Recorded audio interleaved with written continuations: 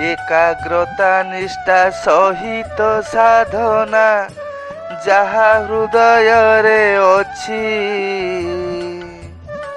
लक्ष्य प्राप्ति पाही कहा सहयोग आवश्यक नाही किछि।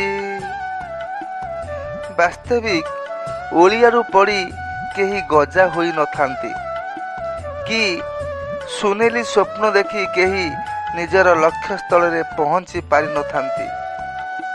कर्मकुड़ी होई गछ तले बसी पाटी मेला करी गछ उपरकू चाहिए फलटी आपे आपे आसी पाटिरे पड़ी न थाए। अलसुआर बारबाटी चाष करिबा जेपरी वृथा भीतिहीन दिवा स्वप्न सेपरी बिना उद्यमरे बिना कर्मरे बिना संघर्षरे सफलता पाइबा निरर्थक।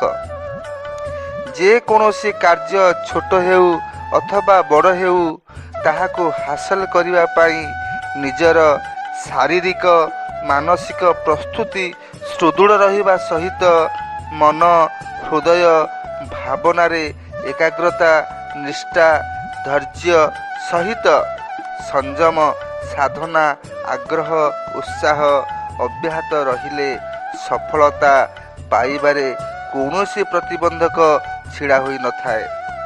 ए क्षेत्र रे प्रतिष्ठित हेबा पाई कहार साहाय्य सहयोग सहानुभूतिर कौनसी आवश्यकता नहीं।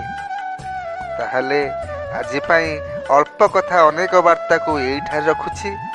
मोर एई छोटिया प्रयास जदि आपण मानक दैनंदिन जीवन रे सामान्यतम महत कार्य रे आसीपारे ताहले निजकु कृतार्थ मणिबी। रहुछि नमस्कार। जय जगन्नाथ।